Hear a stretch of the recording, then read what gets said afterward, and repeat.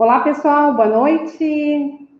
Boa noite, Wilson. Boa noite, Boa Matheus. Tudo noite. bem? Boa Boa noite, noite, tudo Simone. Tudo bem? bem? Boa noite a todo mundo aí. Se vocês ainda quiserem convidar algum colega, algum amigo que se interessa pelo assunto da nossa live hoje, a gente vai estar tratando aqui sobre as skills, as habilidades que um profissional na área de data science, de data driven devem ter. E esse é o nosso objetivo aqui, neste momento, trazer conteúdo interessante, alguns cases, alguns dados que vão despertar o interesse em vocês nessa profissão, se ainda já não estiverem, né? E isso também pode ser interessante para quem quer entrar na tecnologia ou para quem já está numa área de negócios e queira resolver problemas, reduzir custos ou até trazer novas soluções, novos insights de solução e de criação e de oportunizar novos negócios, tá bom, pessoal? Só para quem não me conhece, né, então eu sou a Simone, eu estou à frente da Target desde sempre, né, há mais de 20 anos, então eu não preciso aqui falar em mais dados para não entregar idade, né. Eu vou compartilhar agora com vocês um pouquinho, rapidamente, da nossa... Só um minutinho aqui. Não sei se vocês estão vendo, ok? Bom, pessoal, a Target Trust, né, é uma escola que está, então, agora em julho, fazendo 27 anos. Nós começamos com treinamento Oracle, formamos diversos desenvolvedores e DBAs Oracle no Rio Grande do Sul e em algumas cidades por aí fora no Brasil. Somos uma empresa, uma escola de TI, uma escola de inovação e de negócios, porque a gente entende que negócio está estritamente relacionado e dependente de tecnologia. Quase não existem mais negócios sem tecnologia. E a inovação está ligada à perpetuidade dessas empresas. Então, acho que todas as três áreas estão muito relacionadas. Aqui eu mostro alguns de nossos clientes que já fizeram o curso conosco, que muito mais até do que esses clientes, a gente tem vários clientes aqui que a gente viu que entrou, que se cadastrou para a live. Desde já eu agradeço o interesse de todos e peço desculpas se alguém não está colocado aqui, porque seriam vários logos para a gente conseguir contemplar. De que forma que a Target hoje pode ajudar e contribuir para o desenvolvimento dos profissionais no Rio Grande do Sul e no Brasil? A gente tem formações de 100 horas ou mais, um pouco mais longas, e temos formações, cursos mais curtos, inclusive agora no formato EAD, 16 horas, 12 horas. E todos esses treinamentos, tanto formação longa ou de treinamento mais curto, nós podemos fazer no formato in company, tanto na empresa, no próprio cliente, quanto na Target, após passar a pandemia, né? Ou agora, então, no formato EAD, na modalidade ensina, em cima, que a gente lançou a partir de agora. Só um minutinho aqui, pessoal, que eu vou dar um F11 para ficar melhor a tela e vocês enxergarem melhor. Era um pedido já de vários clientes e a gente agora, então, colocou em operação. As nossas aulas primam pela qualidade da mesma forma que o treinamento presencial. Os nossos instrutores, em sua maioria, são os mesmos e são profissionais das melhores escolas, das melhores empresas de TI no Rio Grande do Sul, tá? Então, a gente tem feito adaptações, melhorias para engajar os alunos e deixar eles mais tranquilos e participativos em sala de aula. O que mais? Aqui a gente tem alguns depoimentos de alunos que fizeram conosco a nossa formação Data Science agora no início do ano de 2020. Todos ficaram realmente bastante felizes pelos recursos adquiridos, os aprendizados feitos e a possibilidade de ingressar em novas carreiras e evoluir na sua carreira dentro da empresa. Pessoal, rapidamente, eu queria falar da Target, mostrar um pouquinho do que a gente vem fazendo ao longo desses anos. Este é o meu número, meu e-mail, e aqui o nosso WhatsApp da Target e o e-mail da Target, tá? E o que eu queria, então, agora conversar com vocês, tá? Então, agora, a gente tem uma provocação para fazer para todos vocês, tá? Na verdade, eu, o Matheus e o Wilson, né? Nós falamos, no título dessa live, que a gente ia mostrar quais são as novas habilidades ou as habilidades predominantes que um profissional que trabalha com data science, com data driven, análise de dados, inteligência artificial, todas essas palavras que estão dentro dessa área precisam ter. Então, nós vamos inverter um pouquinho. A gente quer que ao longo dessa apresentação, ao longo da apresentação que agora o Wilson vai fazer e na sequência o Matheus, vocês mesmos vão percebendo quais são essas habilidades que estão atrás dos dados, dos cases e de tudo que vai ser passado aqui. E vão colocando para nós aí no chat. Nós temos aqui uma equipe que está me ajudando a moderar. Nós vamos ver a maioria dessas respostas e no final a gente vai abrir para discutir com vocês quais são essas habilidades.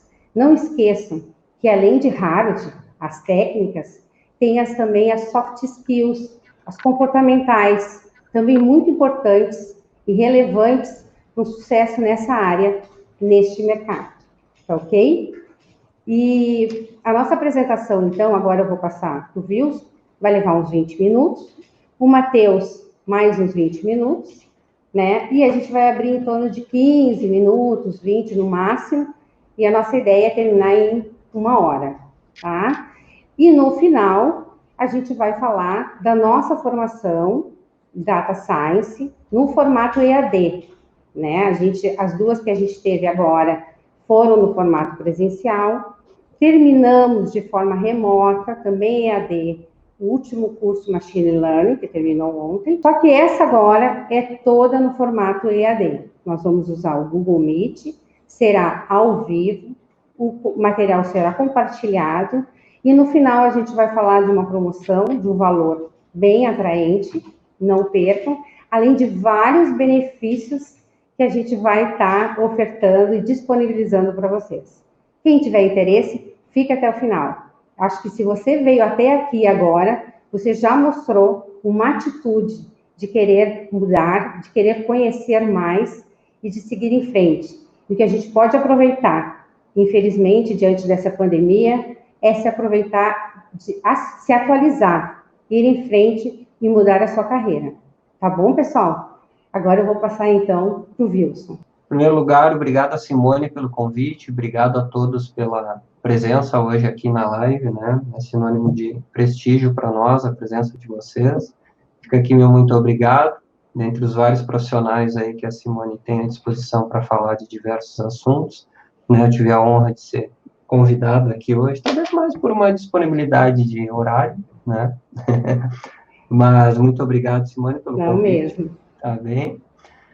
Então, corroborando com a Simone, pessoal, a gente resolveu inverter um pouco o propósito da nossa discussão aqui. A gente vai apresentar alguns cases, algumas situações práticas para vocês. E a ideia é que vocês vão postando ali no chat, então, o que vocês entendem como sendo habilidades ou skills que estão por trás dessas situações, desses cases que a gente vai discutir aqui, tá bem? Ao final, então, com muita curiosidade, a gente vai repassar, na medida do possível, todas as compreensões de vocês, para discutir elas e concordar, ou mesmo tentar entender o ponto de vista de vocês do porquê que vocês sugeriram aquela habilidade. Então, não se acanhem, à vontade para publicar ali a ideia de vocês, as skills, as habilidades que vocês entendem ali no chat, tá bem? Para quem não me conhece, meu nome é Wilson, né? Já há um bom tempo eu tenho trabalhado como cientista de dados, sou um nerd convicto, desde a graduação até a pós-graduação. Tenho trabalhado como professor, como pesquisador, ultimamente tenho trabalhado bastante como consultor, logo ali abaixo tem um apanhado aí das últimas empresas e organizações com quem estive envolvido na área de Data Science, e tenho colecionado algumas experiências, assim, bem interessantes, e acabei escolhendo uma delas para trazer hoje aqui para conversar com vocês, tá bem? Antes disso, gostaria de fazer uma provocação também, nos moldes da Simone, né? Falando sobre Data Science, o que será que mudou de alguns tempos para cá em relação a essa explosão de oportunidades que a gente vê na área de Data Science e Analytics, né? Eu acho que essa situação é bastante exemplificada por este gráfico aqui que eu estou plotando para vocês aqui. Então, a provocação é o seguinte, né? Vejam, no eixo X ali a gente tem os meses variando, evidentemente, de janeiro até dezembro, e a gente tem um fenômeno sendo medido ali de forma acumulada ao longo desses meses, certo? Então, vamos lá, provocação para todo mundo que está assistindo aí. Que fenômeno é esse que começa devagar ali em janeiro, começa a subir ali por volta de fevereiro, atinge um pico em torno de março, depois cai, depois se mantém estável, depois cai bastante lá por volta de agosto, e quando chega mais próximo lá para as festas de final de ano, volta a crescer novamente. O que será? 5 segundos aí, fiquem à vontade para sugerir. Que fenômeno será esse? Tic-tac, tic-tac, tic-tac, tic-tac. Eu não tenho muita paciência, já apertei o botão do próximo aqui. Términos de relacionamento segundo os status do Facebook, pessoal. Vejam só que curioso. Por que será que temos um pico de términos de relacionamento aqui por volta de março? Né? Por que será que temos um pico de término de relacionamento aqui por volta do início de dezembro? Né? Talvez muitos de vocês digam, que interessante, início de março ali, carnaval, né? Tenho certeza que tem vários experts aí em termos de relacionamento que devem estar dando essa sugestão. Mas lembrando, esses dados são do Facebook, eles estão lá naquele site Information is Beautiful, e se eu bem lembro, na época que esse gráfico foi feito, a predominância dos usuários do Facebook era América do Norte, certo? Então, talvez não seja exatamente culpa do carnaval esse pico aqui, certo? Se de forma predominante é a América do Norte, talvez seja um outro fenômeno relacionado lá que tenha ocasionado esse pico, né? Mas, enfim, várias curiosidades aí, né? É bastante comum na América do Norte o que é chamado de Spring Break, é uma época em que a universidade, principalmente, ela para por 1 ou 2 semanas e os estudantes normalmente viajam para férias, vão para as praias, né, e isso talvez possa explicar o porquê que a gente tem um pico de términos de relacionamento aqui. Algumas outras situações curiosas, né, por que que no 1º de abril a gente tem um pico de términos de relacionamento? Simone e Matheus, podem ajudar aí, já que eu tenho o áudio de vocês, por que será, hein? Outros pontos curiosos, né, segundas-feiras. Por que que segunda-feira é sempre um bom dia para terminar um relacionamento, né? Tenho certeza que vários estão tendo inúmeras opiniões aí. Há quem diga que, porque segunda-feira é a gota d'água, né? Final de semana já não foi lá essas coisas, o pessoal já não se deu bem, não gostou do programa, chega na segunda-feira e resolve acabar, né? Tenho ouvido algumas sugestões nesse sentido. Final de ano, né, ainda pensando em predominância de estudantes na América do Norte, é bastante comum os estudantes deixarem as universidades e voltarem para casa, não sei, talvez entendendo que um relacionamento não possa resistir a uma viagem de final de ano, talvez eles terminem, né, isso pode explicar esse fenômeno aqui, né, enfim, o que eu quero dizer com esse gráfico e com todo esse storytelling por trás de um simples gráfico que mostra o acúmulo de um determinado fenômeno? Que hoje em dia a gente está vivendo uma situação em que a gente consegue armazenar dados de fenômenos que a gente sempre soube que existiu, né? Então, por exemplo, a gente sempre soube que relacionamentos terminavam, que relacionamentos começavam, mas a gente nunca teve a oportunidade de ter uma visão macro a respeito desse fenômeno. E hoje é bastante comum isso. Inúmeras situações, seja no ambiente de trabalho, seja no ambiente pessoal, geram dados hoje. E esses dados acabam nos mostrando uma realidade que a gente sempre soube que existe, ou que existiu, mas a gente nunca conseguiu ver de uma forma macro, né? Há quem faça uma analogia nessa época que a gente vive com a época em que a humanidade descobriu o microscópio, certo? Porque o microscópio permitiu a gente ver, por exemplo, como é que funcionam as células da nossa pele, por exemplo. A humanidade sempre soube que alguma forma de vida, alguma forma de comportamento vivo existia na nossa pele, mas o microscópio permitiu, então, a gente compreender isso, conseguiu ver que são células, permitiu a gente ver que existe uma organização das células, permitiu ver o funcionamento dela, a gente sempre soube que isso existiu, mas o microscópio, então, enfim, permitiu que a gente conseguisse analisar isso com mais detalhe. Trazendo para o mundo dos negócios, né, imagine, em situações que antes a gente não conseguia ter essa visão mais macro, hoje em dia a gente consegue reconstruir essas situações de um ponto de vista histórico, certo? E isso se traduz muito em oportunidades, certo? Por isso, essa frase aqui que fala do invisível às oportunidades. Antes, a gente não conseguia observar com detalhe, em escala, determinados fenômenos. Hoje, existem os dados, essas rotinas geram dados, e é possível, então, a gente conseguir, a partir daquilo que até pouco tempo atrás era invisível, agora a gente consegue tirar proveito disso e transformar em oportunidades, né? Exemplos aí que a gente pode citar, a própria inteligência da Google, né, que costuma compreender os nossos gostos, né, a própria inteligência do Netflix, né, enfim, todos esses sistemas que vocês entendem que tiram proveito dos dados e entendem comportamentos e passam a tirar proveito desses comportamentos. E não necessariamente comportamento das pessoas, né?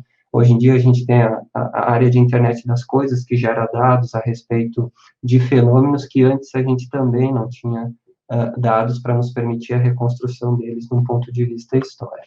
Tá bem? Eu escolhi um case aqui para trazer para vocês, ele é um misto de indústria com academia, mas eu acho que ele retrata bem e pode, digamos, nutrir a imaginação de vocês em termos de que skills vocês acham que está por trás do desenvolvimento de um projeto desse tipo aqui, tá bem? Essencialmente, eu participei desse projeto como o profissional de Machine Learning, e junto com a empresa DAS, que fica em Ivoti, né, a empresa DAS, que tem o seu P&D em Ivoti, aqui no Rio Grande do Sul, né, ela é detentora da marca Fila, na América Latina, então ela é responsável pela questão de marketing, pela produção, tudo que envolve a marca Fila, certo? E eles têm algumas demandas lá, né, que foram, digamos, discutidas e resolvidas em conjunto com a Universidade de São Paulo, pelo intermédio da coordenadora do laboratório de biomecânica da empresa, né, que fazia seu curso de doutorado na USP, certo? E eu, na época, eu tinha um projeto de pesquisa dentro da Uniriter e fiz essa parte, então, dentro do projeto. Também, só para, digamos, dar uma ideia para vocês a respeito da empresa na qual esse projeto rodou, né, a empresa, como eu falei, é a DAS. A DAS, ela é conhecida por fabricar material esportivo, fabricar calçados, fabricar vestuário para essas marcas que vocês estão vendo aqui nesse slide. Ao longo dos anos, né, ela foi trabalhando com marcas diferentes, né, e isso daqui mais ou menos resume o que é a DAS hoje em termos de produção de material esportivo, de produção de vestuário para estas marcas, tá bem? A DAS, ela tem marcas próprias, como se diz, né? A Umbro, a Fila e a Triumph. Se eu bem lembro, acho que a Triumph está sendo descontinuada, né? Mas tudo que vocês veem de Fila, tudo que vocês veem de Umbro, inclusive os patrocínios das camisetas dos times da Série A do futebol brasileiro, é tudo, digamos, definido e construído dentro da DAS. Ela é responsável por essas duas marcas, pela Umbro e pela Fila, certo? Ali na DAS, o que eles têm? Eles têm um laboratório de biomecânica. Para nós, o que é essencialmente um laboratório de biomecânica? É uma máquina de gerar dados, certo? E por que a DAS gera dados a partir dessa necessidade de biomecânica? Porque ela procura entender qual é o desempenho dos calçados que ela desenvolve em termos da biomecânica. Normalmente, a biomecânica de corrida das pessoas quando se trata de tênis construídos para o running. Não necessariamente tênis de alta performance, como está sendo exemplificado aqui com um queniano, eu não me lembro quem é ele, mas sim, os quenianos, eles de vez em quando vêm aqui a Ivoti para serem submetidos a testes e serem, evidentemente, questionados a respeito de como eles querem os tênis para eles correrem as maratonas deles. Nesse laboratório, então, gera-se dados a respeito do que se conhece como cinemática do movimento, força de reação ao solo, e também usa-se palmilhas, que têm sensores embutidos, para também medir de alguma forma a força que o pé do corredor faz contra a sola do calçado mediante a atividade que ele está fazendo. Para exemplificar, né, do primeiro paradigma de dados ali, da cinemática de movimento, vocês já devem ter ouvido falar daquelas produções de Hollywood, em que eles penduram sensores nas pessoas para tentar reproduzir de forma digital movimentos mais naturais. É exatamente isso que faz esse equipamento aqui, dentro da área que se conhece de cinemática do movimento. Tá bem? Então, são essas câmeras que estão colocadas aqui em cima, elas capturam com precisão de milímetros, se eu bem lembro, o movimento dos sensores que estão colocados no indivíduo que está executando a atividade aqui. Aqui, na época, eles estavam desenvolvendo um tênis para tênis. Também um outro equipamento que tem no laboratório de biomecânica é uma plataforma, como exemplificada aqui embaixo, que mede a força de reação ao solo, que está mais ou menos ilustrada aqui em cima, nesse vídeo, né? À medida que existe o impacto da sola do calçado, mediante a corrida da pessoa que está usando o calçado, né? A gente vai tendo uma curva característica de força de reação ao solo. Essa curva, ela é capturada por essa plataforma aqui, certo? Tudo isso traduzido em dados, né? Por fim, também, não raras vezes, a DAS usa esse equipamento aí, que tem mais ou menos 99 sensores colocados em palmilhas, certo? Então, o corredor coloca esse equipamento e corre com essa palmilha. Hoje, até acho que eles já têm equipamentos mais modernos, certo? Mas a ideia é como ilustrado aí no slide, né? À medida que o corredor ele pisa, vai se tendo uma resposta capturada em cada um desses 99 sensores, tá bem? Qual era o desafio que se tinha, então? Né?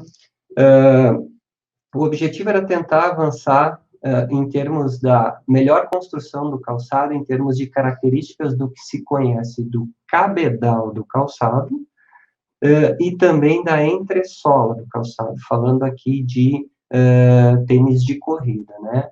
Então, a parte de cima do calçado tem determinadas características, é o que a gente chama do cabedal do calçado, e a composição dos materiais que vão na entressola também tem determinadas variáveis, cujo resultado pretendia se medir e ver se valia a pena trabalhar com algumas alterações nessas partes do calçado, né, e entender que isso pudesse trazer um conhecimento para quem desenvolve esse tipo de produto. Mais precisamente, na tarefa 1, o que a gente tinha? A gente tinha dois tipos do que se entende por resiliência da entressola. No caso aqui, baixa resiliência e alta resiliência, certo? A resiliência do que eu aprendi nesse projeto diz respeito à propriedade do material de conseguir restaurar o seu formato original o mais rápido possível, uma vez que alguma interferência é feita nele. Para dar um exemplo, né, quando o corredor ele corre, ele coloca o calcanhar no chão, digamos, a entressola ela é pressionada e ela muda de formato, né? Então, diferentes características de resiliência vão determinar essa sola voltar ao estado original dela antes de ser pressionada pelo calcanhar do corredor que pisou no chão. Nesse caso aqui, duas características, resiliência baixa e resiliência alta. Essa era a tarefa 1. A outra característica do calçado dizia respeito ao cabedal, né? Na parte de cima aqui, a gente tem o que se chama de um cabedal estruturado. Na parte de baixo, a gente tem o que se chama de um cabedal minimalista, certo? Então, uma das intenções aqui era entender se um cabedal estruturado poderia gerar diferenças na biomecânica de corrida em relação a um cabedal minimalista, certo? Bom, colocando o problema dessa forma, né, medir diferenças entre características da sola do calçado, características do cabedal do calçado, né, e verificando se essas diferenças causavam modificações na biomecânica de corrida dos indivíduos, a gente cai num caso clássico de machine learning conhecido como classificação supervisionada, que é essencialmente usar um algoritmo que nos permita melhor separar os indivíduos pelas características que a gente quer aferir, né? Então, a gente quer saber se a biomecânica de corrida do corredor foi afetada pelas classes dos calçados que eles estavam correndo, certo? Então, sendo mais pontual, né, em termos de machine learning, as questões centrais eram, dadas as características do calçado, elas impactam na cinemática do movimento, impactam na força de reação ao solo, ou seja, eu tenho duas resiliências diferentes e eu tenho dois cabedais diferentes. Quando o indivíduo corre com uma característica de calçado versus a outra, isso provoca alguma mudança na cinemática de movimento dele, isso provoca uma mudança na força de reação ao solo, quando ele corre e faz pressão no chão, esse era um dos pontos, certo? E o outro ponto interessante era, claro, aqui já é o ponto de vista da indústria, né? Se esse padrão, ele era, digamos, persistente dentre os indivíduos, ou seja, se esse padrão persistia independente do indivíduo. Por que isso? Vocês já devem ter notado que quando vocês observam algumas pessoas correndo, vocês conseguem enxergar que elas correm diferente. É como se cada pessoa tivesse uma assinatura da corrida. E isso é uma coisa que aparece muito nesses dados. O que mais aparece nesses dados é a característica de corrida do corredor. Então, o que se quer saber? Se, independente da característica de corrida do corredor, o impacto de mudar algumas coisas no calçado também persistia, certo? Então, essa era uma segunda pergunta que se tinha nesse projeto. Os dados, de forma geral, foram extraídos de 27 sujeitos, certo? Cada um desses sujeitos correu 10 vezes com um dos calçados, né? Se a gente pegar duas categorias de entressola e duas categorias de cabedal, a gente vai ter 4 classes de calçado. Cada indivíduo correu 40 vezes, então, como ilustrado no vídeo aqui. Cada uma das 10 vezes que ele correu com um tipo só de calçado, certo? Então, 10 tentativas por calçado, por sujeito, gerou uma simpática matriz para nós aí. Se a gente for pegar cada ponto medido por aqueles equipamentos do laboratório de biomecânica, a gente tinha mais ou menos 1.242 colunas no nosso dataset, ou 1.242 variáveis. Em cada uma das linhas, a gente tinha cada uma das corridas dos indivíduos, categorizadas segundo as classes dos calçados que o indivíduo estava correndo, né? Então, por exemplo, pegando a tentativa 1 do sujeito 1 aqui, a gente tem todas as medições feitas no laboratório de biomecânica para um calçado que tinha o cabedal estruturado e tinha também uma entressola de baixa resiliência, certo? E assim sucessivamente, para cada um dos 27 indivíduos, tínhamos 10 tentativas, cada uma das 10 era com um tipo de calçado diferente. Qual é o desafio, então, né? Se a gente pegar 3 dessas 1.200 e tantas variáveis e fizer um gráfico, tal como foi feito aqui nesse slide, o desafio, em termos de machine learning, é simplesmente traçar uma fronteira de separação capaz de colocar, para um lado, os pontos azuis e, para o outro lado, os pontos vermelhos. O que são cada um desses pontos? É cada uma das corridas dos indivíduos, certo? Então, aqui a gente tem 40 corridas de um indivíduo A, 40 corridas do indivíduo B, 40 corridas do indivíduo C, certo? E cada uma dessas corridas é um desses pontos. No caso aqui, eu acho que o ponto vermelho, os pontos vermelhos dizem respeito à resiliência baixa. Os pontos em azuis diz respeito à resiliência alta. E o desafio em termos de machine learning é não só achar as melhores variáveis que melhor separam os azuis dos vermelhos, mas como traçar a fronteira de separação entre eles, né? Então, se a gente pega 3 variáveis aleatórias aqui, dentre aquelas 1.000 e tantas, a gente vai ter uma visualização desse tipo. Intuitivamente, olhando assim, a gente vê, é bem difícil a gente imaginar uma fronteira bonitinha aqui que seja capaz de separar os azuis dos vermelhos, certo? Fazendo algumas tarefas básicas aí do que se conhece como feature selection, seleção de variáveis, a gente procurou aplicar um algoritmo aqui que nos diga quais são as variáveis mais discriminativas do fenômeno que a gente está medindo, no caso, a intervenção nos calçados, resiliência alta e baixa, e cabedal como sendo estruturado ou minimalista. Na esquerda, a gente tem as 3 variáveis aleatórias. Na direita, a gente tem 3 variáveis selecionadas segundo um algoritmo de feature selection. O que a gente pode observar? Que no gráfico da direita, a gente já consegue observar uma polarização. A gente já consegue ver os vermelhos mais para um lado e os azuis mais para o outro. Ainda que a fronteira de separação não seja tão clara, certo? Para dar uma ideia em 2 dimensões, né? Aqui eu tenho 2 variáveis escolhidas aleatoriamente. Aqui eu tenho uma variável de um sensor que estava colocado no joelho do indivíduo. Aqui eu tenho uma outra variável que foi medida no quadril do indivíduo. Cada um dos pontinhos aqui é uma corrida de um determinado indivíduo. Como vocês podem ver, se eu for olhar o fenômeno de intervenção no calçado, segundo essas 2 variáveis, a gente vê os vermelhinhos muito misturados com os azuisinhos, né? Isso daqui são variáveis entendidas como variáveis não discriminativas da característica do calçado em questão, né? Para dar uma ideia para vocês aqui, então, o que seriam melhores variáveis? Vejam que elas são provenientes de força de reação ao solo. Ou seja, um dos aprendizados aqui foi, olha, se tu quer medir intervenção no calçado, pelo menos essas que estão em questão, olhar as variáveis de força de reação ao solo, parece que vai explicar muito melhor as características do calçado do que se tu olhar outras variáveis relacionadas a, por exemplo, a cinemática do movimento. Certo?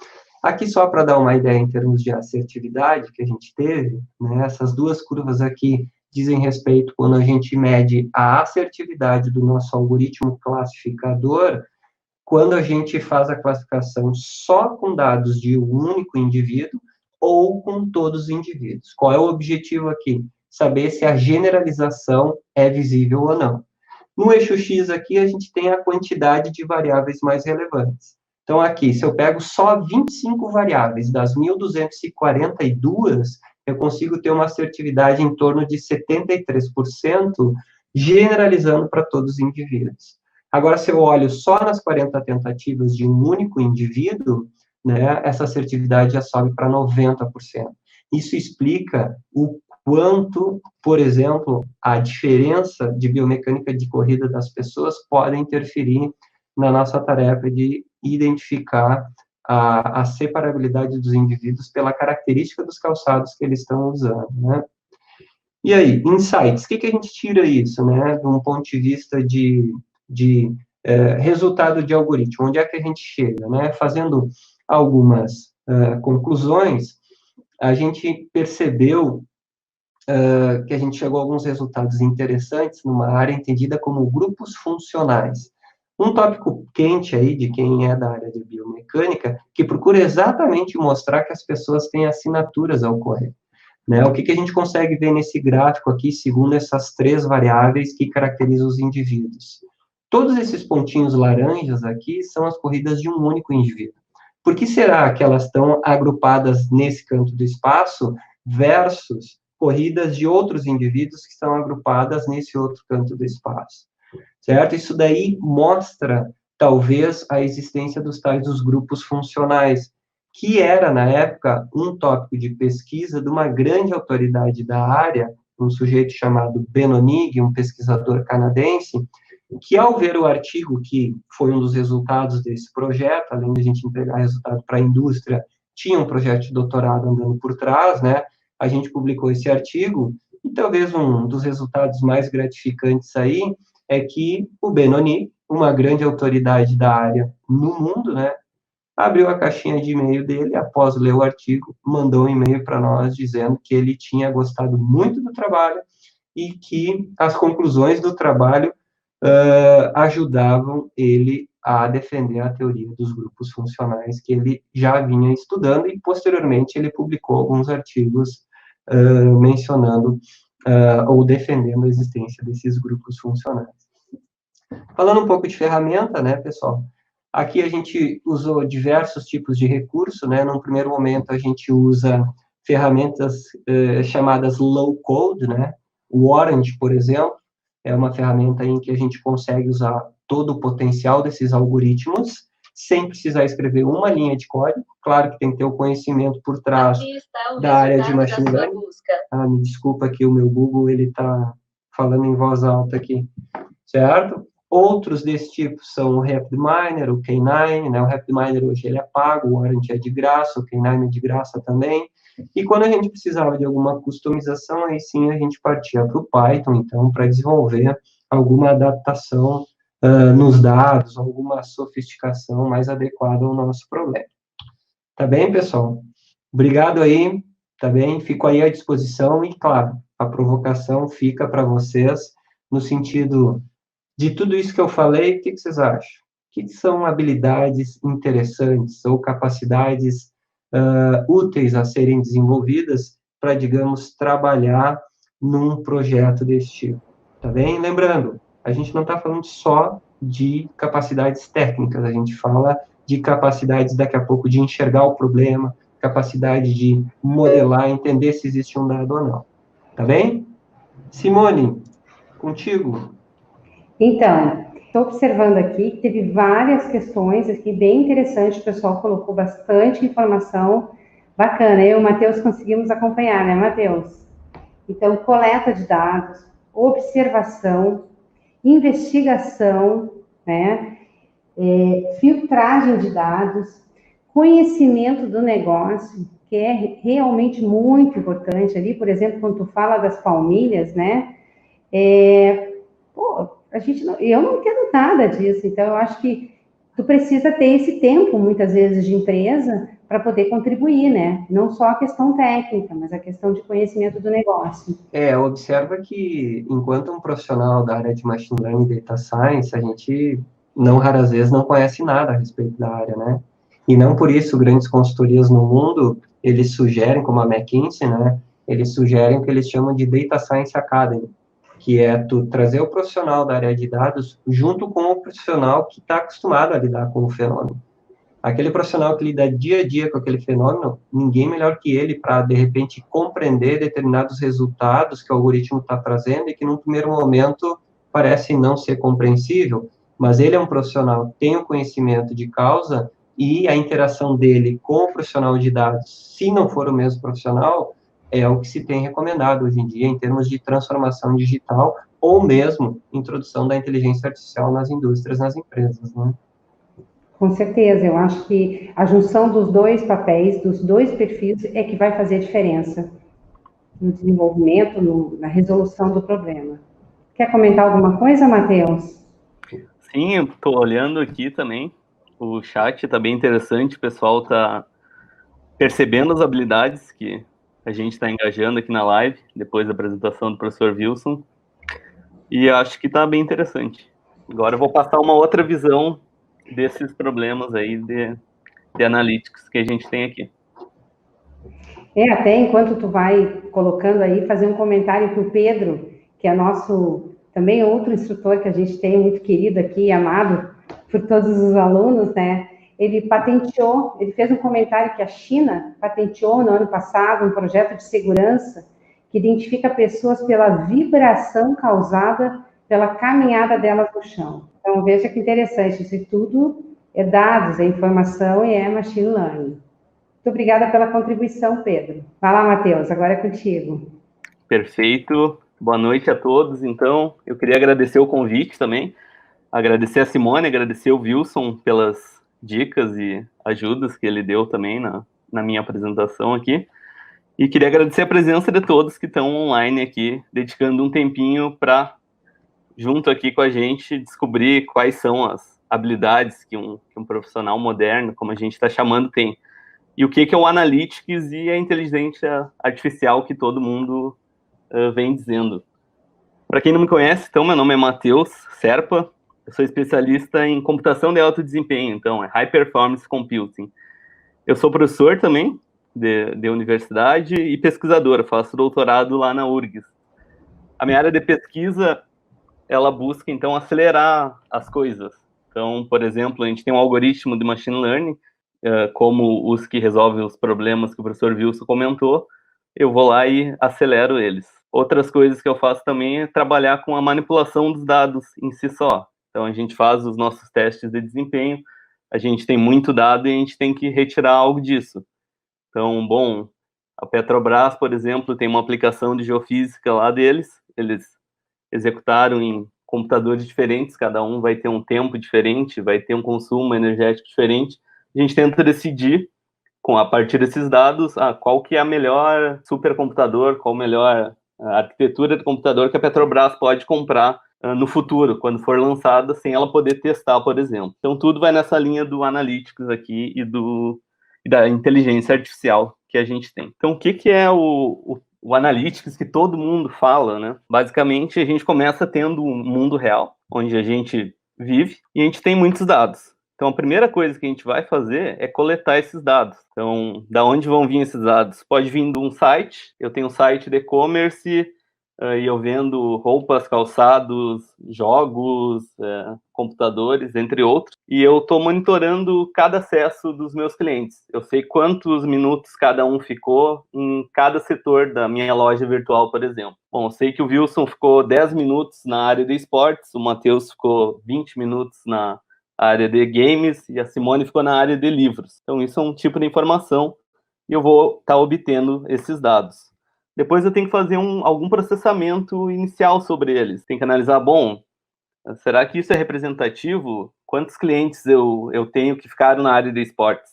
Eu tive só um cliente, eu vou me basear todo o futuro do meu negócio baseado em um cliente? Ou eu tenho 100 clientes, eu tenho uma grande quantidade de dados, ok? E esses dados aqui, eles estão completos? Por exemplo, esse cliente que ficou 30 minutos no setor de esportes. Eu sei qual que é a idade dele, qual é o sexo, qual é o e-mail. Então, a quantidade de informações que eu tenho que fazer um processamento nela, um pré-processamento, para ver quais eu vou levar em consideração e quais eu vou estar eliminando aqui dos meus dados. Depois a gente vai fazer uma análise nos dados por si só. Então, eu estou com os meus dados aqui e eu quero chegar em alguma conclusão. Bom, quantos clientes eu tenho que ficam muito tempo na área de esportes? Ou qual é a área do meu site que tem mais acesso?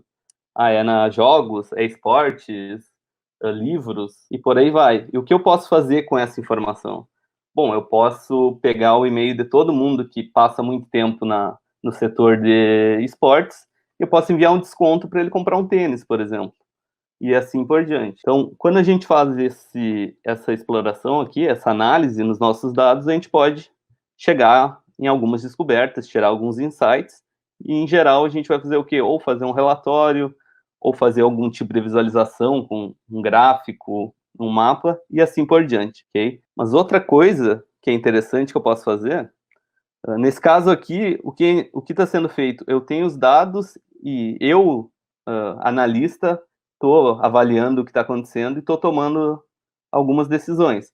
Mas se eu quisesse programar uma inteligência artificial, um computador para fazer isso para a gente, então também posso pegar, utilizando algoritmos de machine learning, eu posso passar para eles como entrada esses dados e eles tomarem alguma decisão para nós. Por exemplo, eu posso utilizar um algoritmo para ele dividir todos os meus usuários do meu site em grupos. Então, o algoritmo percebeu, ele foi programado lá, que eu tenho 5 grupos. Um grupo com o Matheus, a Simone, o Pablo, ele tem interesse em jogos, e eu tenho outro grupo que tem interesse em esportes, e assim por diante. Então, vamos mandar uma oferta personalizada para cada um deles. Então, isso é um tipo de coisa que a gente pode programar o computador para ele fazer. Então, esses dois casos, tanto a análise exploratória dos dados feita pelo analista ou feita pela inteligência artificial, vai resultar ali em alguma descoberta para o nosso negócio, principalmente. Então, a partir disso, a gente pode tomar alguma decisão. Eu vou enviar um desconto. Eu vou mudar meu site, porque na página inicial eu estou mostrando muitos produtos de esportes, mas eu vi que a maioria das pessoas está buscando livros. Então, eu vou mostrar na página inicial mais livros do que esportes. Outra coisa que eu posso fazer é construir modelos e implantar eles no meu sistema, no meu produto.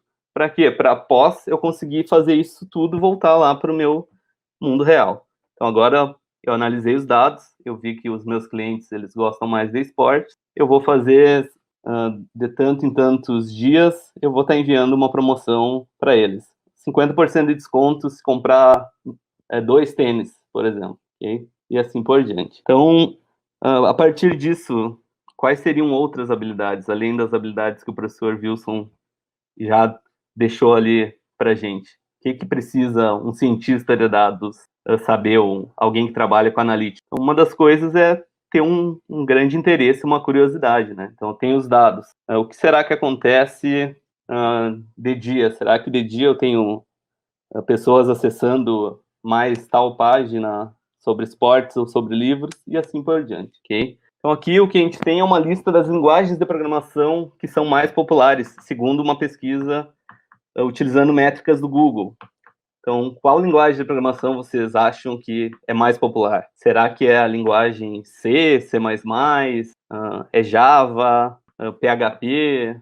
O que é mais utilizado hoje em dia? Então, o que essa pesquisa nos mostrou, essa pesquisa ela foi feita em janeiro de 2019, ela mostrou que o Python atualmente é uma das linguagens mais populares. Nesse caso aqui, ela é a mais popular, com 25%. Seguido do Java ali, do JavaScript, C Sharp, entre outros. E linguagens para analytics, né, para ciência de dados. Em geral, a gente vai estar utilizando Python ou R, tem casos também que a gente utiliza Scala, e assim por diante, ok? E qual que são as ferramentas que a gente tem no nosso ambiente de desenvolvimento?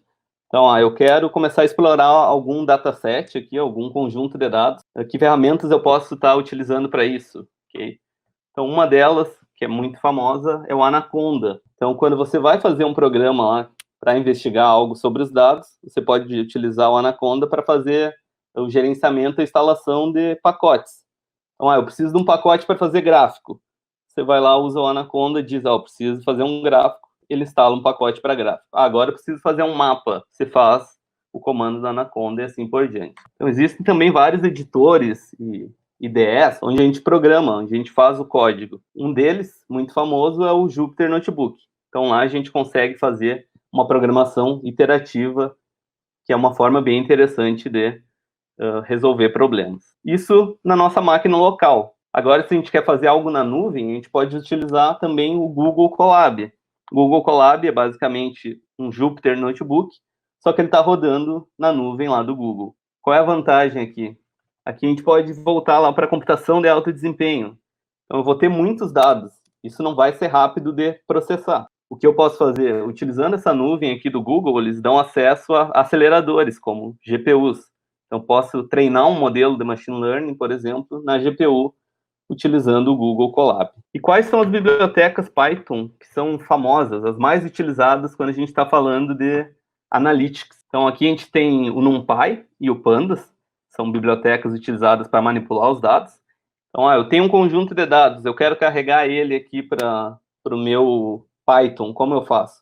Você vai ter uma chamada lá do Pandas para fazer isso. Agora eu quero manipular os dados, eu quero calcular uma média, um desvio padrão, uma mediana de alguma coluna específica. Pode utilizar tanto o Pandas quanto o NumPy para estar fazendo isso. Agora que eu já tirei alguma informação dos meus dados em forma de matriz, eu quero fazer uma visualização bonita, uma visualização que uma pessoa que não é um programador pode ver e entender o que está acontecendo nesses dados. Aí eu posso pegar essas outras bibliotecas, como o Matplotlib, para fazer gráficos, e o Folium. No caso do Folium, eu posso fazer um mapa de uma cidade, por exemplo, e identificar alguma coisa nesse mapa. Agora, eu quero fazer algo de maneira automática, eu quero usar a inteligência artificial, machine learning. O Python provê aqui várias bibliotecas para isso, como o TensorFlow, o Keras e o Scikit-learn. Então, qual é outra habilidade que o profissional de analytics precisa? Aqui a gente está vendo uma outra habilidade que é necessária. Então, a gente não vai ficar dizendo agora as habilidades, porque a gente quer que vocês se perguntem sobre elas, mas aqui, nesse slide, fica bem claro uma habilidade que vai ser muito importante para nós. Mas agora, eu não sei nada de lógica de programação, eu não sei nada de Python, o que é isso, como que eu faço para utilizar? Então, Python é uma linguagem que ela é bem alto nível, então a gente tem um nível de abstração muito alto. Não é como linguagens de baixo nível, C, C++, que são várias linhas de código, coisas complicadas para a gente chegar num resultado. Aqui no Python, com uma linha, 2 linhas, a gente vai conseguir fazer coisas incríveis já. Então, agora eu estou lá no meu código em Python, eu quero dizer, olha, eu vou utilizar o Pandas, o Matplotlib e o Folium. como que eu faço? A gente tem esse comando import, que a gente vai lá e diz, ó, import pandas SPD. Então, agora eu vou chamar pandas dpd. Eu vou lá no meu código, escrevo pd. Algum comando, ele vai estar usando a biblioteca pandas. E de onde eu posso obter o conjunto de dados, né? Os dados que eu vou fazer alguma análise. Eu posso tirar eles de um arquivo. Eu tenho aqui, então, no meu servidor, eu tenho um site e eu armazenei quando que as pessoas acessam ele. Eu tenho um arquivo, eu posso carregar ele para o Python. Ou eu tenho um banco de dados SQL, também posso fazer uma consulta, um select e retornar os dados. Ou eu posso minerar esses dados, encontrar esses dados na internet por si só. Como exemplo disso, a gente tem o site aqui de dados abertos de Porto Alegre, onde a prefeitura ela coloca lá vários dados. Então a gente tem aqui o site datapoa.com.br, lá a gente tem dados sobre horário de ônibus, sobre acidentes, quanto foi gasto pela prefeitura, informações sobre educação e assim por diante, ok? Tem um dataset aqui que é muito interessante, porque envolve algo que, principalmente antes do Covid, a gente fazia muito, que era estar no trânsito. Então, esse dataset aqui, esse conjunto de dados, ele tem os acidentes de trânsito que ocorreram em Porto Alegre nos últimos anos. Então, aqui a gente tem várias coisas. A gente tem o horário do acidente, a rua, a coordenada, se teve vítima ou se não teve, e assim por diante. O que a gente pode fazer com esses dados? O que esses dados podem estar dizendo para nós? Okay? Isso é uma coisa que a gente tem que se perguntar quando a gente está fazendo uma análise. Então, aqui a gente tem esses dados, é como se fosse um arquivo CSV lá do Excel. Como eu faço para fazer o download desse conjunto de dados? Então, esse link aqui, que não é tão bonito, o que ele é? Eu abri o site lá do Datapoa, eu cliquei com direito em download e copiar.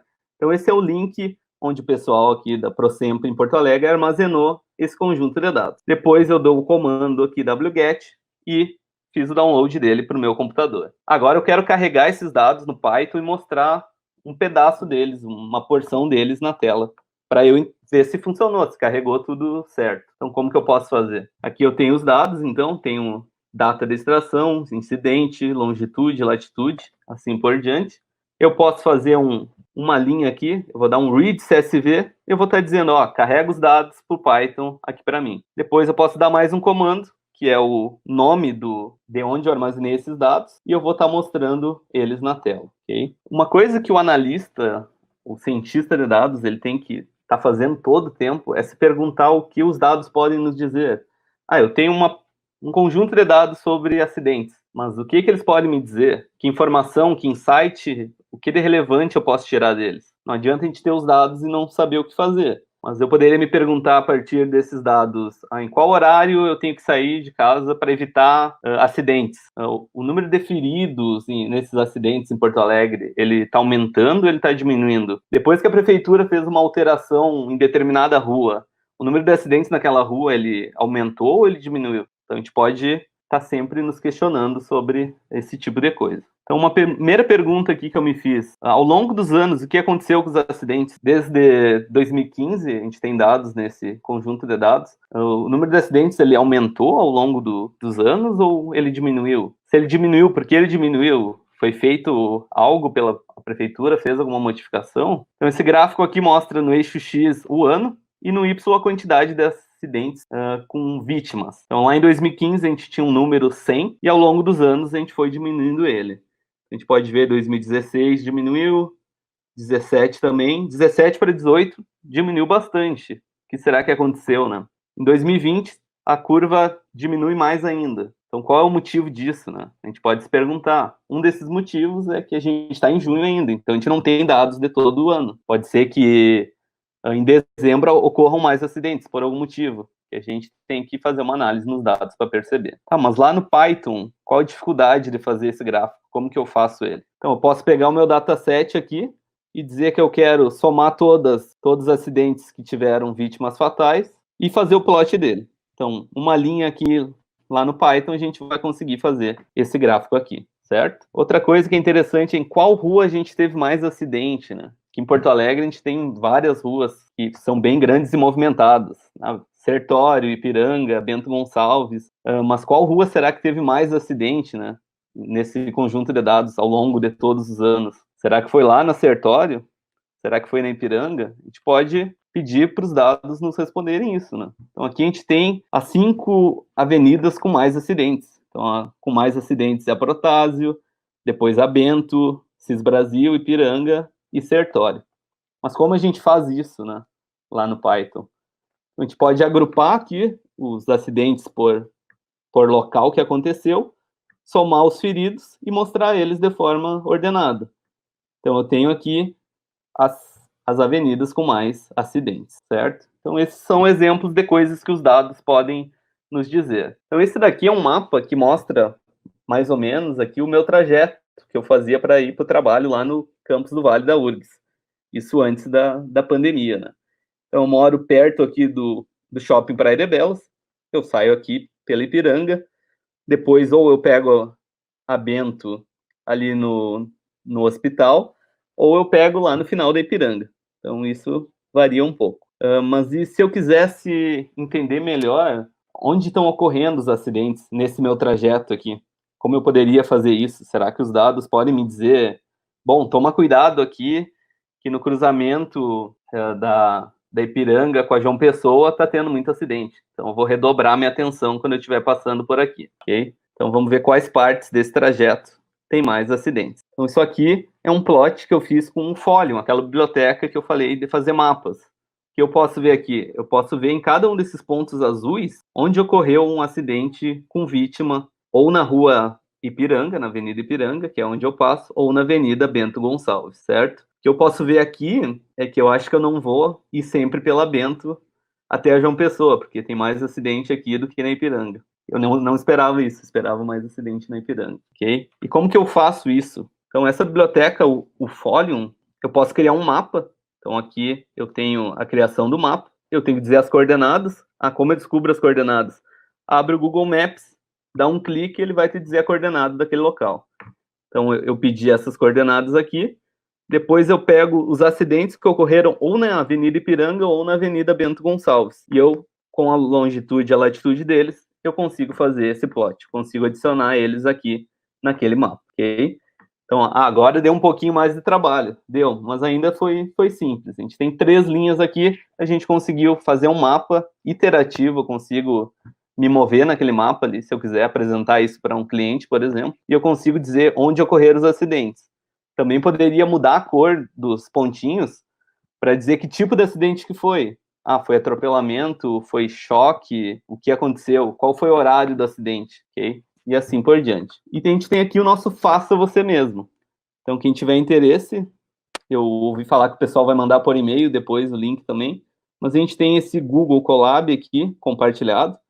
Então, vocês podem acessar esse site aqui e vocês vão conseguir executar os mesmos comandos que eu fiz aqui e vai mostrar na tela para vocês, certo? Então, quais são as habilidades que um profissional de ciência de dados e analytics tem, que vocês conseguiram identificar aí? Bom, várias pessoas colocaram muitas habilidades, né?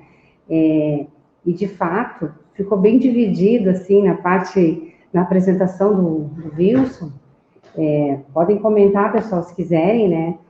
Me pareceu que foram mais as habilidades comportamentais que se perceberam, porque a demonstração foi de cases. Já na apresentação do Matheus, ele mesmo já deu várias dicas ali de competências mais técnicas que são necessárias, né?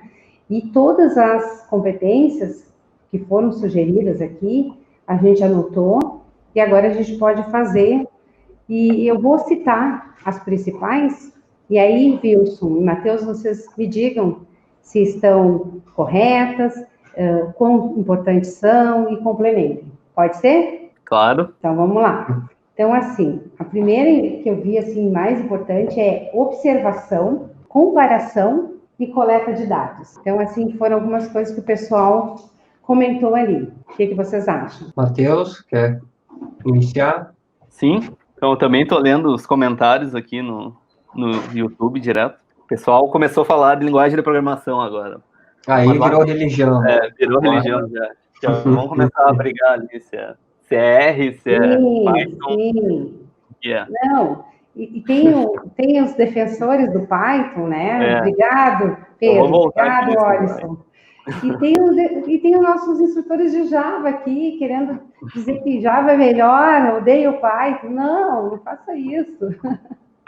Mas, enfim, pessoal, olha só. Uma habilidade que me chamou muita atenção, que mais de um colocou, é conhecimento do negócio, né? Que eu já tinha comentado antes. O que vocês eu acho que eu comentei um pouco antes, né? Certamente, conhecimento do negócio faz parte, né? Como eu falei, a McKinsey hoje é uma consultoria internacional aí, ela não recomenda que as empresas com o desejo de fazer a transformação digital simplesmente comprem uma ferramenta, né? Ou seja, tu quer introduzir inteligência artificial na tua empresa, vou comprar uma ferramenta que faz isso. Não funciona, certo? Tu tem que ter primeiro uma ideia de que a partir de uma base de dados tu pode extrair conhecimento. E como é que tu faz isso? Claro, com uma habilidade técnica para explorar esses dados, estruturar eles, para preparar eles, tornar eles confiáveis, como muitos sugeriram ali como uma etapa importante, né? O pessoal sugeriu no chat ali, e trazer esses dados para quem entende do negócio, evidentemente, né? E, a partir disso, tentar identificar os padrões que aparecem nos dados, se é que eles aparecem, com o conhecimento do negócio. Mas o que a gente vê muito por aí, né? Às vezes as pessoas têm muito conhecimento a respeito do negócio, mas elas não têm a menor ideia a respeito da potencialidade de dados que eles geram no dia a dia, pode ter para contribuir naquilo ali. Então, não raras vezes, as pessoas têm muito conhecimento do negócio, mas elas perdem oportunidades, e a oportunidade está ali do lado num dataset, que pode ser explorado de alguma outra maneira, transformando ele, para melhorar o desempenho do negócio em alguma dimensão, né? Então, sim, conhecer o negócio é importante, né? Tem casos clássicos aí do mundo da mineração de dados, né? O caso da Target, por exemplo, né? A loja de departamento dos Estados Unidos lá, que descobriu que a filha adolescente do pai dela a filha estava grávida, né? Antes do pai saber, né? Por quê? Por padrões de comportamento dela na loja virtual da Target, né? Então, é um caso curioso, né? O famoso caso da fraude da cerveja no supermercado, né? Porque que aproximar os dois nas gôndolas pode representar um aumento da venda de um deles, né? Então, isso representa, às vezes, uma visão de quem está no negócio para explicar um padrão que apareceu nos dados, certo? Mas não raras vezes, quem está na gestão do negócio não despertou ainda para o valor que um banco de dados pode ter, e às vezes o banco de dados já existe dentro da própria organização, né? Então, sim, conhecimento do negócio é importante, sobretudo para explicar um possível padrão que pode aparecer. Aliás, dos projetos que eu tenho participado, é uma das partes que eu mais curto, assim, quando a gente traz um padrão, mostra para o profissional, e ele diz assim, não pode ser, não, isso não faz sentido, e aí olham para mim como se eu fosse culpado, né? Aí eu digo assim, olha, não fala comigo, são os dados, a gente conferiu os dados, são eles que estão dizendo. E aí, daqui a pouco, no brainstorm, começa a surgir hipóteses que poderiam explicar aquilo ali. E esse é o famoso Data Science Academy, que acaba gerando conhecimento dentro da instituição, e às vezes tu nem usou um algoritmo de inteligência artificial ou algo mais sofisticado para fazer isso. Tu simplesmente estimulou o início de uma conversa a partir de um padrão que tu encontrou nos dados, que pode ser tão somente um gráfico de barras, né?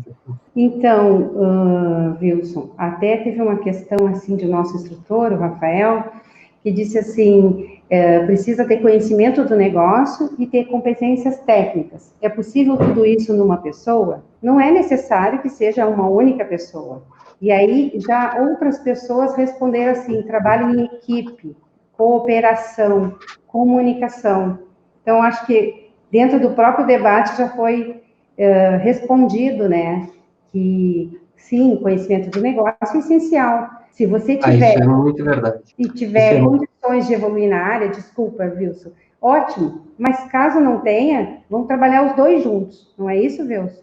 E aí entra uma coisa que, assim, ó, nas empresas é muito comum. A comunicação não funciona, né? Às vezes tu olha, tu tem habilidades, tu tem profissionais qualificados e a comunicação dentro da empresa não funciona. Às vezes por questão do perfil dos profissionais, às vezes porque a empresa não estimula, né? Aliás, para quem curte a área, tem uma parte que se chama People Analytics. Tem até um livro inicial publicado, acho que é um experimento iniciado por um time do MIT, que depois montou uma consultoria nesse sentido. O pessoal chega ao extremo de identificar padrões do tipo, em uma determinada empresa inovadora, quando determinado bebedor de água estava posicionado naquele canto, o fulano de tal conversava mais com o ciclano, e quando esses dois conversavam mais, a empresa teve 7 projetos inovadores, desses 7, 3 deles são o carro-chefe hoje de boa parte dos departamentos da empresa, certo? Então, criar condições dentro da empresa para que a comunicação funcione, né, diminuindo barreiras, não só de perfil do profissional, mas também da empresa, né, pode também limitar ou, por outro lado, estimular o crescimento de boas ideias, né, pela conversa de profissionais que têm habilidades distintas, né? Então, a comunicação, às vezes, pode ser bastante estratégica. Depois, Wilson, tu nos dá aí, se tu tiver o nome do livro, para nós People também. Analytics. Vai na Amazon lá, www.amazon.com, coloca People Analytics. Eu acho que tem 2 ou 3 edições já.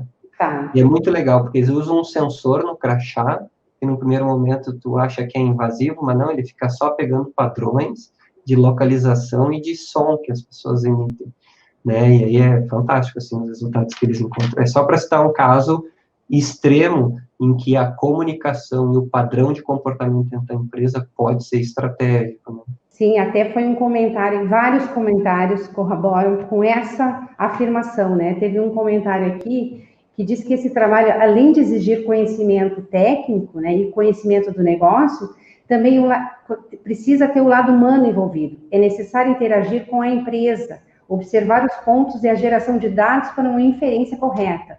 Isso foi o Diego que colocou. E é muito bem colocado, Diego. Acho que uma empresa funciona muito melhor quando todos interagem, todos contribuem para o sucesso, né? E eu acho que cada um tem sempre uma expertise para agregar na composição de todos.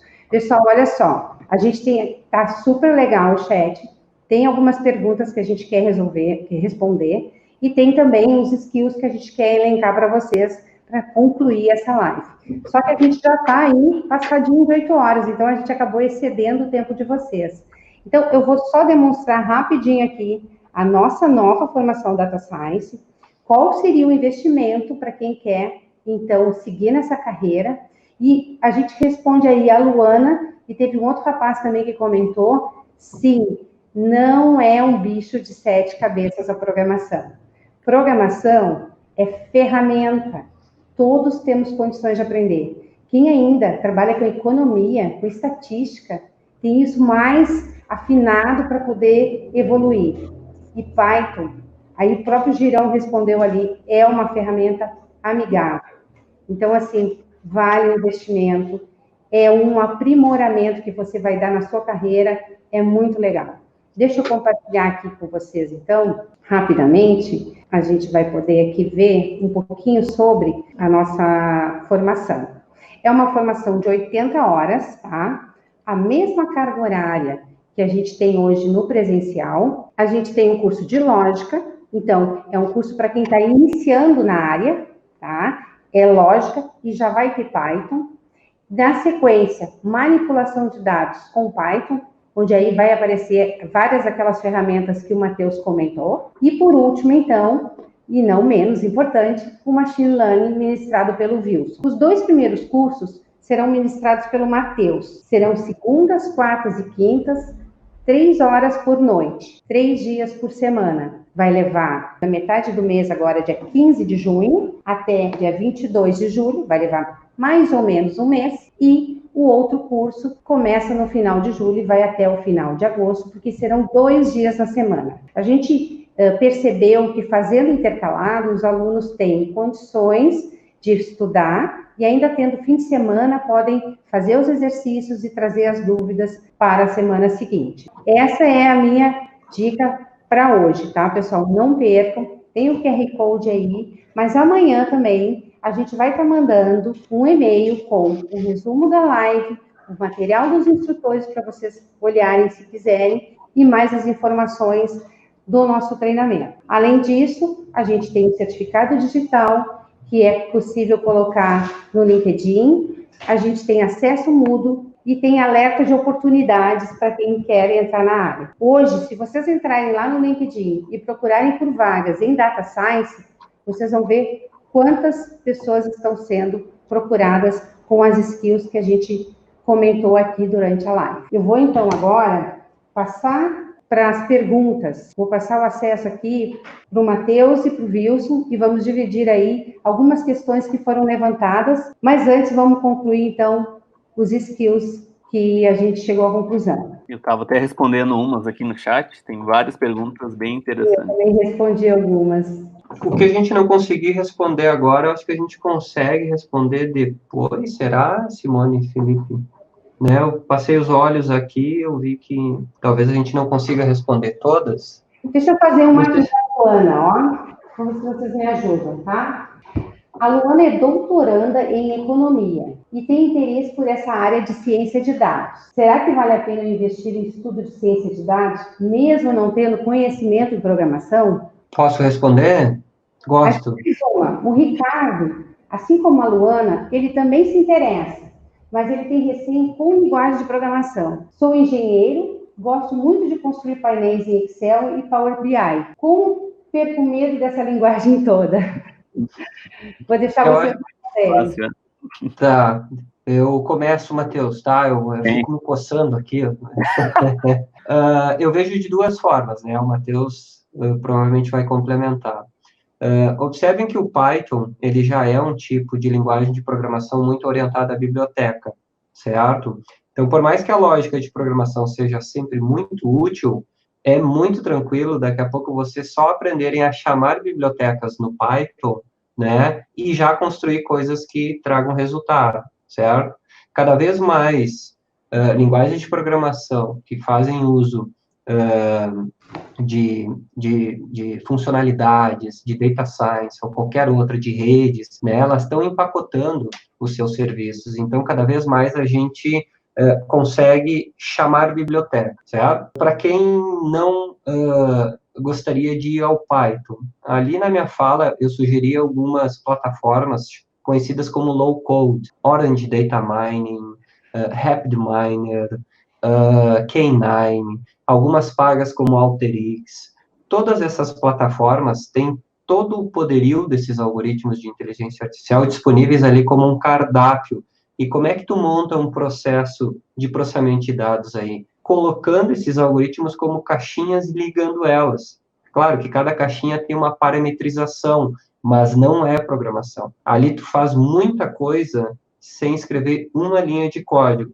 Tu pode usar algoritmos sofisticadíssimos hoje nessas plataformas sem escrever uma linha de código, certo? Falando do perfil da Luana, né, Simone? Exato. Economista já tem na sua base, né, uma formação analítica, digamos assim, né?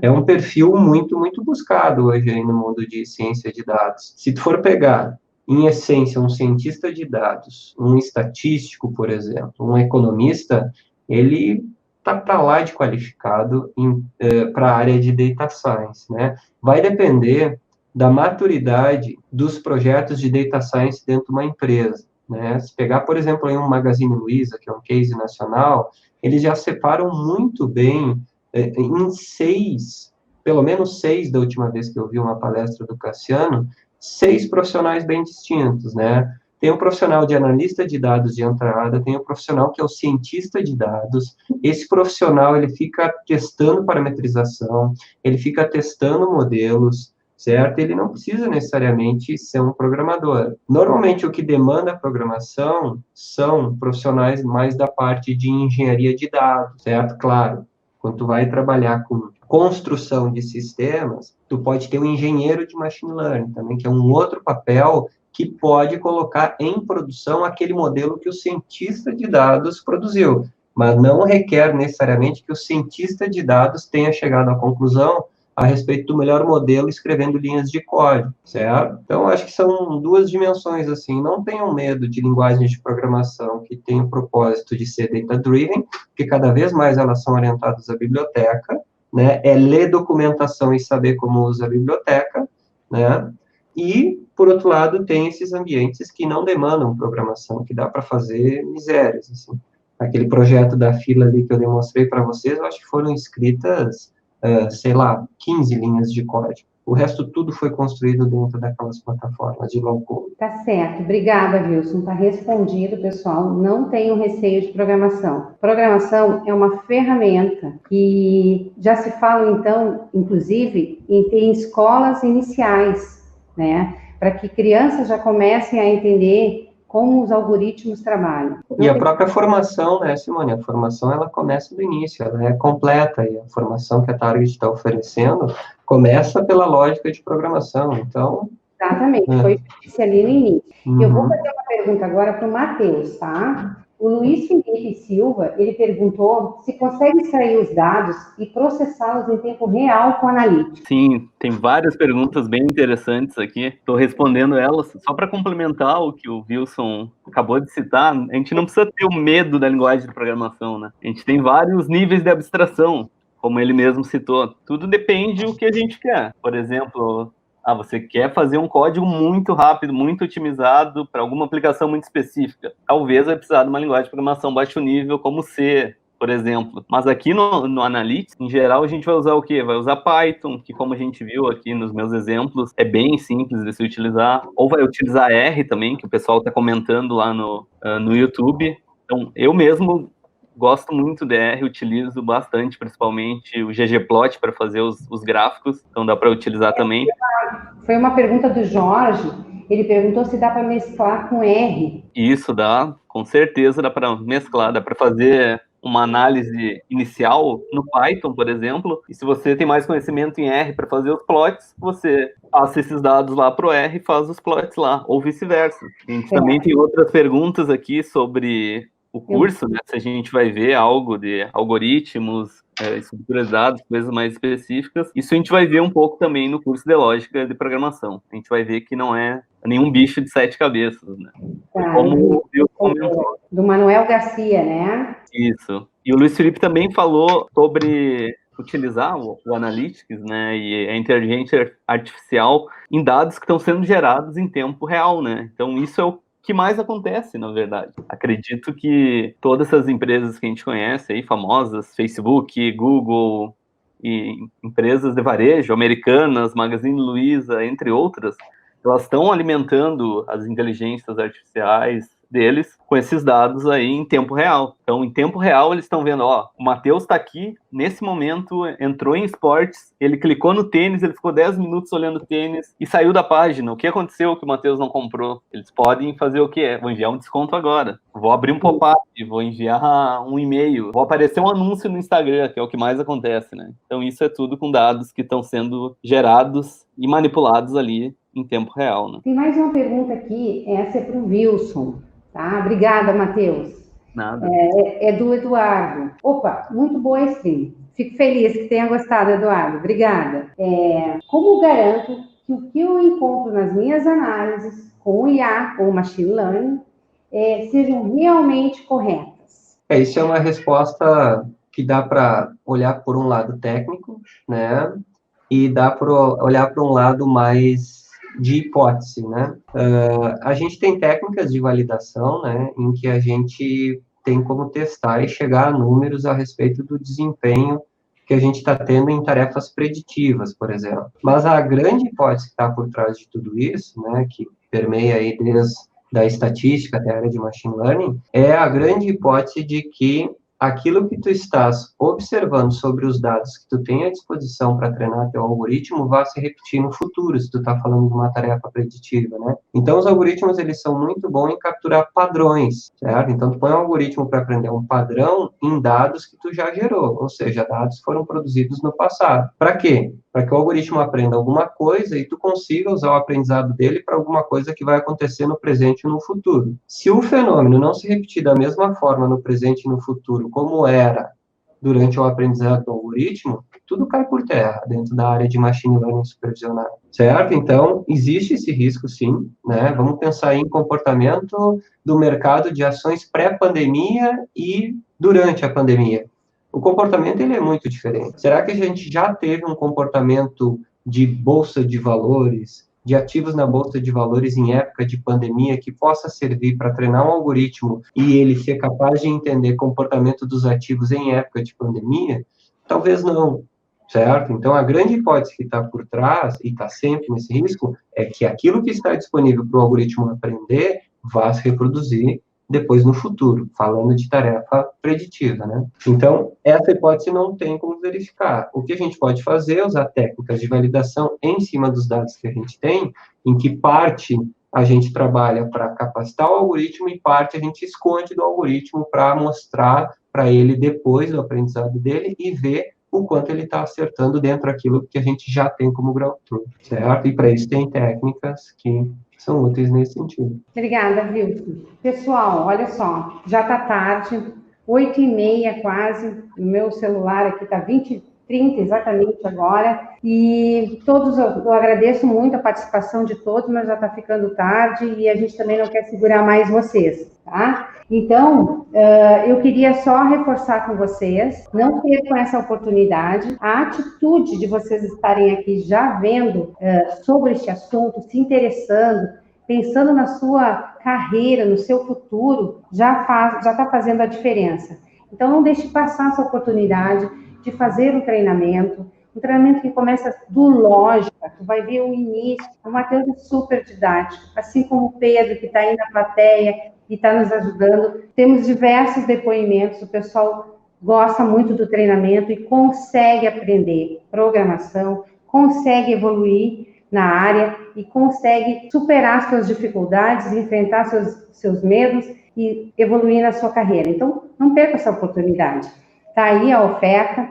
A gente vai mandar para vocês amanhã o resumo da live, com as apresentações dos instrutores e a gravação deste momento, com os dados para vocês também se inscreverem. Nós temos 20 vagas, ou melhor, a turma terá até 20 alunos, e algumas já foram preenchidas durante a semana, 13, então a gente ainda tem algumas vagas. Uma outra coisa importante que estão me assoprando aqui, o Pablo Pavan.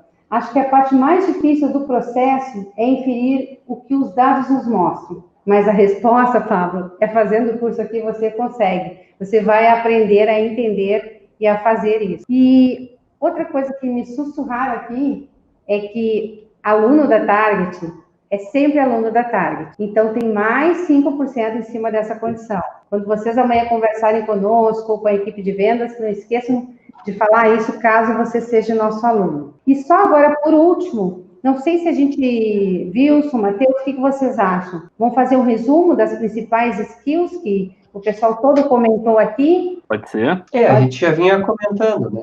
A questão de... O pessoal todo colocou ali, mas eu acho que é importante reforçar, né? Conhecimento do negócio, curiosidade, investigação, analítico, né? Ser uma pessoa que tenha escolha analítica. Essas são algumas das competências comportamentais. Isso. Mais alguma contribuição, Luiz, das soft skills? Eu traria mais alguma, né? E retirada, assim, eu sou um curioso, eu estou sempre olhando a característica dos profissionais que vão aparecendo no LinkedIn, e uma que tem aparecido bastante é capacidade de traduzir resultados complexos para níveis gerenciais, certo? Então, isso entende-se como comunicação, do tipo, fazer o link entre o dado ou o padrão encontrado e o significado que aquilo tem para o negócio, certo? Então, comunicação eu também ressaltaria como sendo importante, assim, tornar um dado complexo, um achado complexo, passível de ser compreendido até o nível gerencial que entende do negócio e às vezes não entende do padrão que está aparecendo ali. Uma outra também que eu estava esquecendo é negociação, né? Vai ter que aprender a negociar com os stakeholders, com os product owners e com todo o pessoal envolvido, que dados analisar, que decisões em cima desses dados tomar. Então, isso também é uma que me lembrei agora que é super importante. E das hard, o que vocês acham, Matheus? Estava mais na tua apresentação, né? Uma das coisas importantes é saber, no mínimo, um pouco de alguma linguagem de programação, né? A gente utiliza Python porque é uma das linguagens mais alto nível, mas não necessariamente precisa ser Python, né? tem todos as outras linguagens ali, e também os frameworks alto nível, como o Wilson comentou, mas eu acho que saber, ao mínimo, um pouquinho de lógica de programação e de uma linguagem de programação é importante, né? A gente saber dizer para o computador o que fazer. Claro que entender sobre o negócio é muito importante para ver o que os dados estão dizendo, que decisão a gente vai tomar, mas saber um pouquinho de programação, no mínimo, é bem interessante. Fundamental, né? Então, tá. O que mais? Estamos terminando, pessoal. Tem algumas perguntas aqui. Eu vou combinar o seguinte com todo mundo, pessoal. Quem a gente não respondeu, por favor, manda um e-mail para nós, atendimento ou comercial@targettrust. Eu queria saber, por exemplo, tem aqui uma do Augusto, uma das últimas perguntas. Além do livro People Analytics, Wilson, tem mais algum que tu recomendaria? Então, isso é uma coisa que a gente pode pensar com calma e até colocar vários ali, né? Então, assim, mandem um e-mail para nós, ou pelo WhatsApp, ou sinal de fumaça.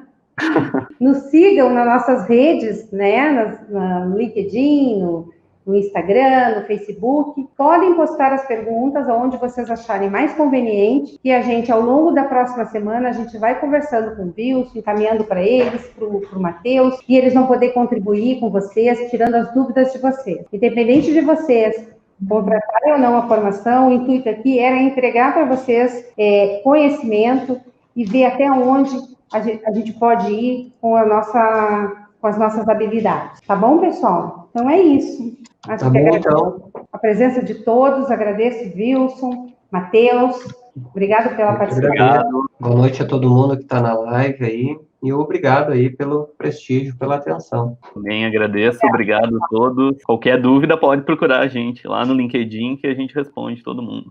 Exatamente. Boa. Tá? Depois a gente vai compartilhar, não esqueçam. Valeu, pessoal. Tchau, tchau. Boa noite, tchau. Tchau, boa noite.